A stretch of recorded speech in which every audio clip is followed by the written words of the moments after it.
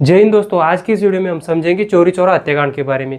कैसे भारतीयों ने अंग्रेजों को जिंदा बूझ दिया, फिर क्यों गांधी जी ने असहयोग आंदोलन पीछे ले लिया, यह असहयोग आंदोलन था क्या, कैसे गांधी जी जेल के अंदर गए, क्या यह हत्याकांड नहीं होता तो हमें अंग्रेजों से आज़ादी मिल जाती। तो इसके बारे में पूरी जानकारी हम इस वीडियो में समझेंगे। तो हम सबसे पहले समझते हैं कि असहयोग आंदोलन क्या था। तो 1914 और 18 के बीच में प्रथम विश्व युद्ध चल रहा था। तो उसमें अंग्रेजों ने भारतीयों से कहा कि आप इसमें हमारा साथ दीजिए, जैसे ये युद्ध खत्म होगा तो हम आपको स्वशासन की कुछ रियायतें देंगे, यानी भारत में जो गवर्नमेंट में उसमें आपका भी सहभाग होगा और जो सैनिक इसमें भाग लेंगे उन सबको इनाम मिलेंगे और हम आपकी अर्थव्यवस्था को मजबूत करेंगे। तो इसमें 13 लाख भारतीय सैनिकों ने भाग लिया। भारत से 140 करोड़ से ज़्यादा पैसा इस युद्ध के लिए भेजा गया और जब युद्ध खत्म हुआ तो इसका हमें पूरा उल्टा ही मिला। इन्होंने 1919 में आया रोलेट एक्ट, इसमें पुलिस किसी भी व्यक्ति को बिना मुकदमा उठा के ले जा सकती थी और ये आज भी भारत में। फिर हमें 13 अप्रैल 1919 को मिला जलियांवाला बाग हत्याकांड। इसमें अंग्रेजों ने बहुत सारे भारतीयों को एक साथ मार दिया। इससे भारतीयों के अंदर अंग्रेजों के लिए जो आग थी वो और ज़्यादा बढ़ गई और यही मौका मिला गांधी जी को उनके खिलाफ एक बड़ा आंदोलन करने का। तो गांधी जी आंदोलन भी उसी समय करते थे जब अंग्रेज किसी और चीज़ में बिजी होते थे, जैसे चुनाव या युद्ध।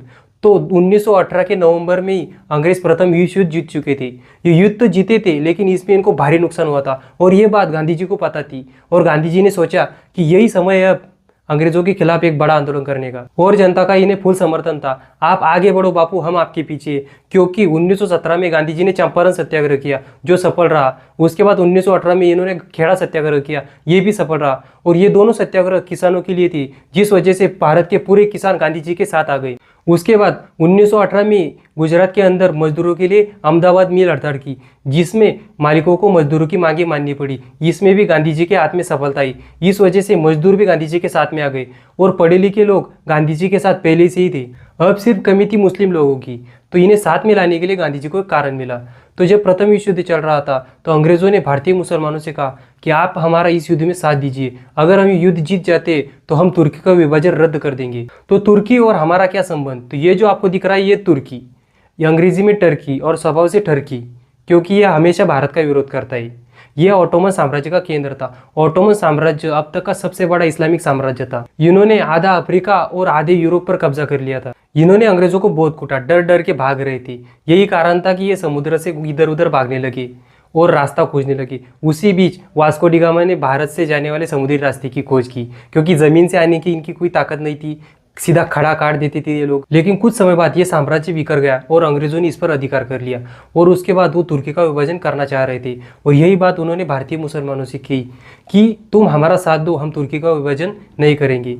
उन्होंने उनका साथ दिया, विश्व युद्ध जीता और तुर्की का विभाजन कर दिया। अब भारत के पूरे मुसलमान अंग्रेजों के खिलाफ हो चुके थे और तुर्की के विभाजन के खिलाफ इन्होंने खिलाफत आंदोलन की शुरुआत कर दी। अब गांधी जी ने देखा कि अंग्रेजों ने तुर्की का विभाजन कर तो दिया लेकिन ये ज़्यादा देर तक नहीं टिकेगा, क्योंकि अंग्रेजों के ऊपर पूरी दुनिया से दबाव आ रहा था। तो यही समय इस आंदोलन में भाग लेने का। तो दिल्ली में एक स्टेडियम है फिरोज शाह कोटला, वहाँ पर इस आंदोलन की एक बड़ी बैठक थी। वहाँ पर गांधी जी पहुँचते और कहते अब मैं इस आंदोलन का नेतृत्व करूँगा। तो लोग कहने लगे कि आदमी ठीक की, जहाँ जाता है सफलता इसके हाथ में लगती है। और एक हफ्ते बाद तुर्की का विभाजन रद्द हो जाता है।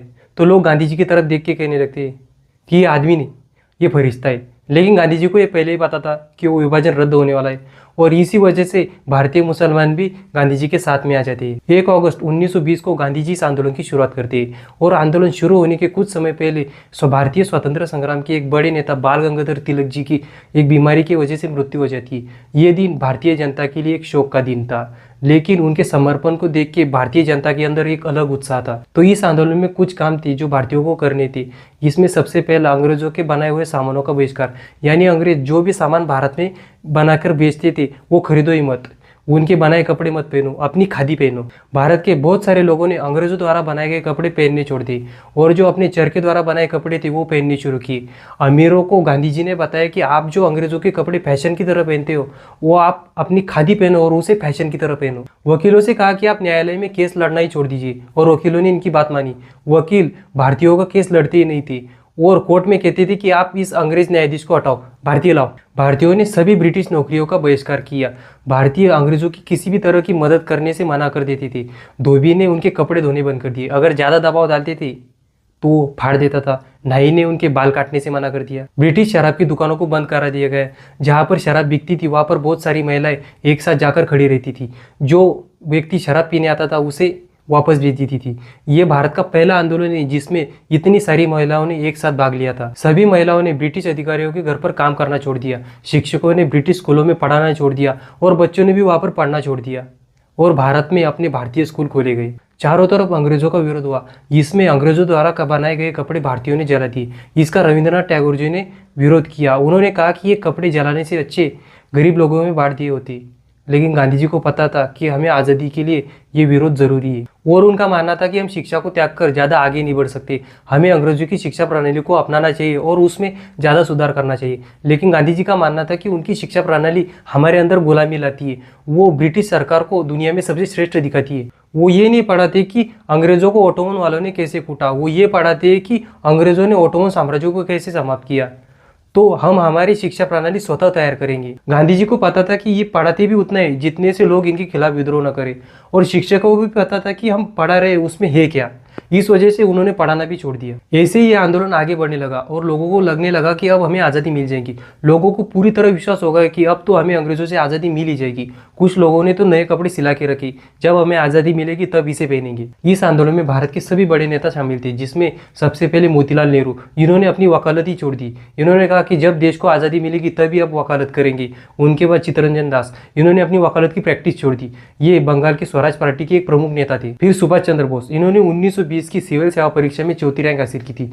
इन्होंने अपनी नौकरी छोड़ दी और कहा कि अब सिविल सेवा तब करेंगे जब हम भारत की सिविल सेवा निकालेंगे यूपीएससी और उसे पास करेंगे। इन्होंने राष्ट्रीय शिक्षा को बहुत ज़्यादा महत्व दिया। फिर जवाहरलाल नेहरू, इन्होंने भारतीय किसानों को संगठित किया और उन सबको अंग्रेजों के विरुद्ध में कर दिया।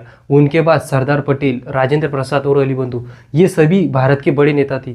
इसी वजह से इस आंदोलन ने इतना बड़ा रूप ले लिया। अंग्रेज इस आंदोलन में पूरी तरह परेशान हो चुके थे क्योंकि वो ज़्यादातर पैसा हमसे व्यापार करके कमाते थे, लेकिन लोगों ने इनका सामान ही लेना बंद कर दिया। अंग्रेज खुद जाके टैक्स जमा नहीं करते थे, वो अपनी जगह एक जमींदार को बेचते थे। तो जमींदार गया टैक्स जमा करने, तो गाँव के लोगों ने उसे चारों तरफ से घेर लिया, पीटा नहीं, छोड़ दिया। वो भागते भागते गए अंग्रेज के पास, महाराज हमें नहीं करना ये काम, अब की बार छोड़ दिया, अगली बार छोड़ेंगे कि नहीं ये किसी को पता नहीं। अंग्रेज ने उससे कहा कि तुम्हें पता है ना कि तुम्हें इससे पैसा नहीं मिलेगा।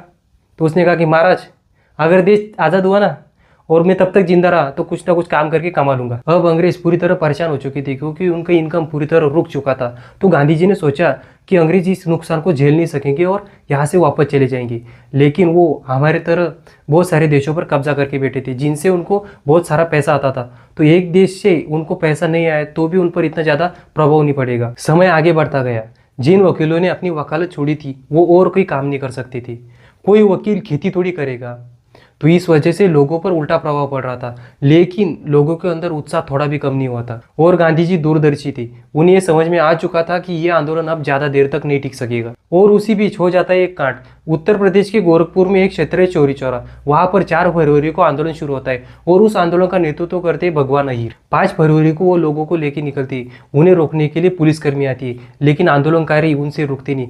फिर पुलिसकर्मी उनके ऊपर लाठीचार्ज करती है, लोग घायल होते हैं और लाठीचार्ज का नाम सुनकर वहाँ पर और ज़्यादा लोग आते हैं और वो लोग इधर से पत्थर फेंकते, उधर से पुलिस ओपन फायर का आदेश देती है, उधर से वो उनके ऊपर गोलियां चलाने शुरू करते हैं। तो उस गोलीबारी में 3 आंदोलनकारी की मौत हो जाती है और बहुत सारे लोग घायल हो जाते हैं। लेकिन इस गोलीबारी के बाद लोगों के अंदर हिंसा और बढ़ जाती है और देखते ही देखते उस स्टेशन के पास 2-3 हज़ार लोगों की भीड़ जमा हो जाती है। अब वहाँ पर 25 से 30 पुलिसकर्मी, वो अब इतने बड़ी भीड़ पर नियंत्रण कैसे करेंगे? तो लोग इन्हें तमाचा मारने लगे। उनमें से कुछ बच के भागे और बाकी की पुलिस स्टेशन के अंदर गए और लॉकअप के अंदर जाके उन्होंने अंदर से ताला मार लिया। वो बाहर देख के कहने लगे कि अब मारो, क्योंकि लोगों को अंदर हाथ नहीं पहुँच रहा था। तो कुछ लोगों ने लाठी से अंदर कूदना चाहा तो लाठी भी नहीं जा रही थी, तो पुलिसकर्मी हंसने लगे। एक आदमी बाहर से पत्थर लेके आता है और टनाक से एक के सर के ऊपर मार के फेंकता है। अब हंसो। तभी एक आदमी जिसका भाई गोलीबारी में मारा था वो बाहर से ताला लगा लेता है और मिट्टी तेल लाता है जिसे कैरोसिन ऑयल कहते हैं और उनके ऊपर छिड़क देते। फिर पुलिसकर्मी हाथ जोड़ के कहते, महाराज गलती हो गई, छोड़ दो, अरे बहुत बड़ी गलती हो गई। वो माचिस जलाता है और ऐसे दिखाता है, लाठीचार्ज, गोलीबारी और जला देता है। सीधा 22 पुलिसकर्मियों को जिंदा बूझ दिया जाता है। इसलिए इसे कांड कहा जाता है। ये कांड नहीं, महाकांड था। लेकिन इसमें एक गलत बात थी, जिन पुलिसकर्मियों को जलाया गया था उनमें से ज्यादातर भारतीय ही थे। ब्रिटिश सरकार वहां पर तुरंत मार्शल लॉ लगा देती है और वहां से 225 लोगों को गिरफ्तार कर लिया जाता है और उनमें से 19 लोगों को सीधा फांसी दी जाती है और बाकियों को उम्र कैद। जैसे ही ये बात गांधी जी को पता चली वो बहुत नाराज हुए, क्योंकि उनके आंदोलन का पहला और आखिरी उद्देश्य था अहिंसा। उनका कहना था कि आजादी मिलने के लिए मुझे 200 साल भी लगे फिर भी मैं अहिंसा के मार्ग ही अपनाऊंगा। गांधी जी को पता था कि हम किसी राज्य के खिलाफ अहिंसा कर सकते, लेकिन हमारे ऊपर शासन करने वाली सरकार के खिलाफ नहीं कर सकते। आप आज को देखिए, अगर हम हमारी सरकार के खिलाफ बंदूक लेके खड़े होते हैं तो हमारे साथ क्या होगा? सरकार सीधा सेना बुलाएगी और हमारी व्यवस्था कर देगी। तो उस समय वो सरकार हमारी थी भी नहीं, तो हम कैसे उनके खिलाफ अहिंसा कर सकते थे? तो 11 मार्च को गांधी जी ने असहयोग आंदोलन पीछे ले लिया।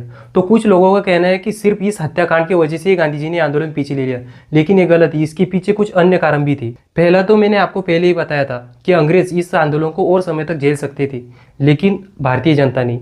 और दूसरा, गांधी जी को ये बात पता थी कि इस कांड के बाद अंग्रेज कोई बड़ा एक्शन लेंगे और जो हमारे बड़े नेता है जो इस आंदोलन का नेतृत्व कर रहे थे उन्हें अंग्रेज छोड़ पहुंचा सकते थे, और हमारी जनता को एक अच्छा नेतृत्व चाहिए जो ये लोग दे रहे थे। क्योंकि अंग्रेजों के पास कारण था कि इस आंदोलन की वजह से ये कांड हुआ है, इस वजह से वो उन नेताओं को पकड़ सकते थे, लेकिन पकड़ने से पहले ही गांधी जी ने आंदोलन वापस ले लिया। यह हत्याकांड होने के बाद भी भारतीय जनता का जोश कम नहीं हुआ, लेकिन जब गांधी जी ने यह आंदोलन पीछे लिया तो लोग कहने लगे कि ये बुड्ढा सटिया गया, क्या जरूरत थी आंदोलन पीछे लेने की, कर रहे थे ना हम अच्छे से। जवाहरलाल नेहरू कहते हैं कि कश्मीर के एक छोटे से गांव की गलती की सजा आप कन्याकुमारी को नहीं दे सकती, यानी उनका कहना था कि छोटे से समूह की सजा आप पूरे भारत को नहीं दे सकते। सुभाष चंद्र बोस जी ने कहा कि पूरे देश को एकजुट करने वाला इकलौता आंदोलन जो सफल होने वाला था, इसे वापस लेना एक बड़ी भूल है। और इसी आंदोलन में से निकल कर आई ये कुछ गर्म दल के नेता, जिसमें भगत सिंह और अन्य क्रांतिकारी थी। ये युवा नेता इस फैसले से बहुत नाराज थे। उनका मानना था कि इस आंदोलन को पीछे लेना भारतीय जनता के उत्साह को कमजोर कर देगा, और वो मानने लगे कि अब अंग्रेजों के खिलाफ हिंसक क्रांति एकमात्र समाधान है। लेकिन गांधी जी ने उन नेताओं को बचाने के लिए यह आंदोलन वापस ले लिया। उसके बाद अंग्रेज गांधी जी को गिरफ्तार करना चाहते थे, लेकिन उनके अंदर इतनी हिम्मत नहीं थी वो गांधी जी को गिरफ्तार कर सके। इतनी जनता गांधी जी के पीछे खड़ी थी। लेकिन कुछ समय बाद जनता ने भी गांधी जी का विरोध करना शुरू किया। तब ये अंग्रेजों ने देखा कि यही मौका है गांधी जी को गिरफ्तार करने का।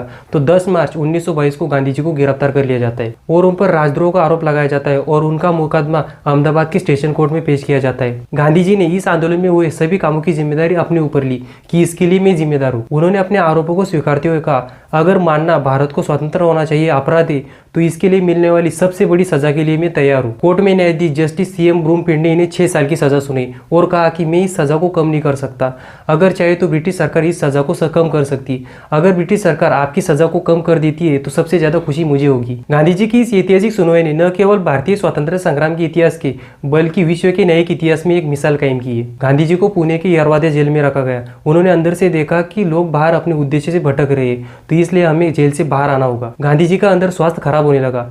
खराब थोड़ा सा हुआ था, लेकिन ये दिखाने ज्यादा लगे। जब ये उठते थे तो 4 आदमी इन्हें उठाने के लिए लगते थे। तो अंग्रेज डर गए, भाई इस आदमी को जेल के अंदर कुछ हुआ तो भारतीय लोग पूरे देश में चोरी चौरा कर देंगे, क्योंकि गांधी जी ने किसी को एक थप्पड़ भी नहीं मारा था। और ऐसा आदमी अगर जेल के अंदर मर जाता है तो लोग हमें भी जेल के अंदर ही मार देंगे। तो गांधी जी को अपने खराब स्वास्थ्य के चलते फरवरी 1922 यानी 2 साल के अंदर ही जेल से रिहा कर दिया गया। गांधी जी को 2 लोग पकड़कर बाहर लाते।